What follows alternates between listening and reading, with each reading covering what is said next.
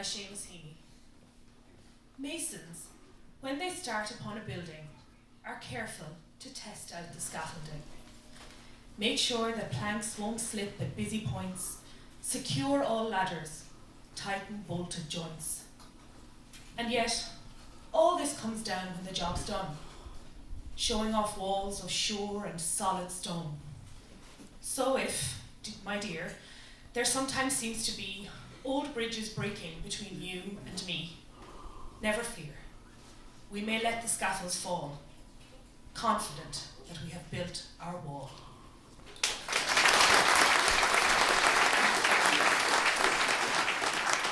Hi, this is Digging by Seamus Heaney. Between my finger and my thumb, the squat pen rests, snug as a gun. Under my window, a clean rasping sound when the space is into gravelly ground. My father, digging. I look down till he's straining a rump among the flower beds bends low. Comes up 20 years away, stooping in rhythm through potato drills where he was digging. The coarse boot nestled on the log. The shaft against the inside knee was levered firmly. He rooted out tall tops, buried a bright edge deep, to scattered new potatoes that we picked, loving their cool hardness in our hands.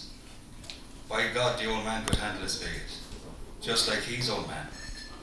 My grandfather cut more turf in a day than any other man on Toner's bog. Once I carried him milk in a bottle corked sloppily with paper. He straightened up to drink it, then fell to right away, nicking and slicing neatly, heaving sods over his shoulder, going down and down, for the good turf, digging. The cold smell of potato mould, the squelch and slap of soggy peat, the curt cuts of an edge through living roots, awaken in my head. But I have no spade to follow men like them. Between my finger and my thumb, the squat pen rests. I'll dig with it.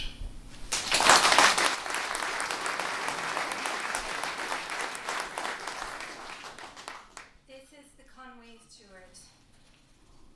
Medium. Sorry. Okay. The Conway Stewart. Medium, 14 carat nib. 3 gold bands in the clip-on screw top. In the mottled barrel, a spatula thin. Plump action lever. The shopkeeper demonstrated, the nib uncapped, treating it to its first deep snorkel in a newly opened ink bottle. Guttery, snottery, letting it rest then at an angle to ingest, giving us time to look together and away from our parting due that evening to my long hand dear to them next day. Whoa. Woo.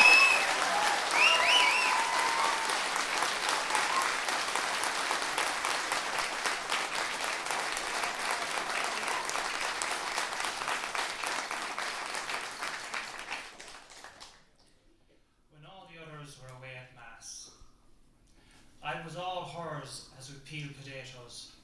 They broke the silence, let fall one by one, like solder weeping off the soldering iron. Cold comfort set between us, things to share, gleaming in a bucket of clean water.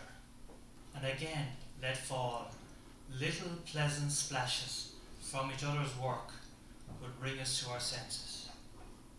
So, while the parish priest at our bedside went hammer and tongs at the prayers for the dying, and some were responding, and some were crying, I remember her head bent towards my head, her breath in mine, our fluent dipping knives, never closer the whole rest of our lives.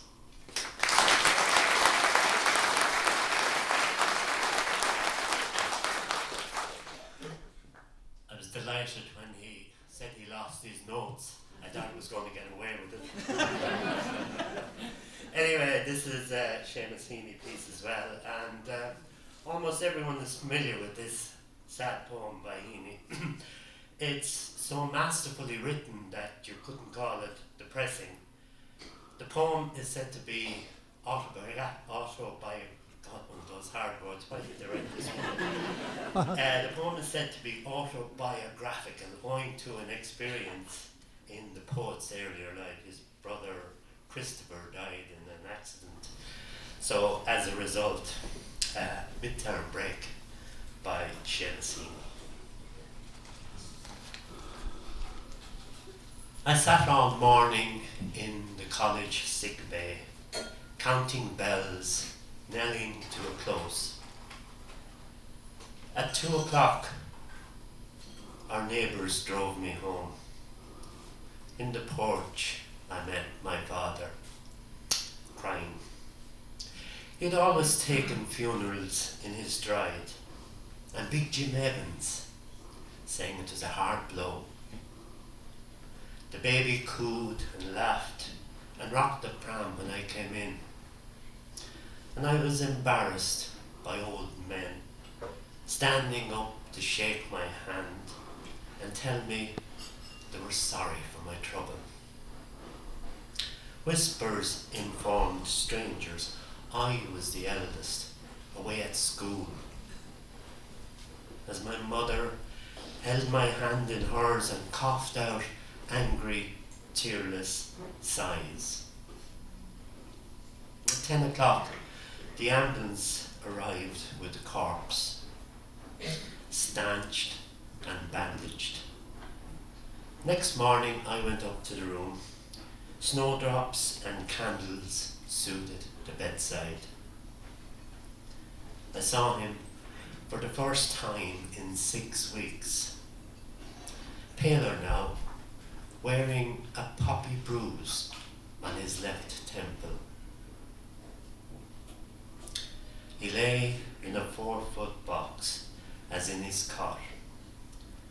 No gaudy scars, the bumper knocked him clear.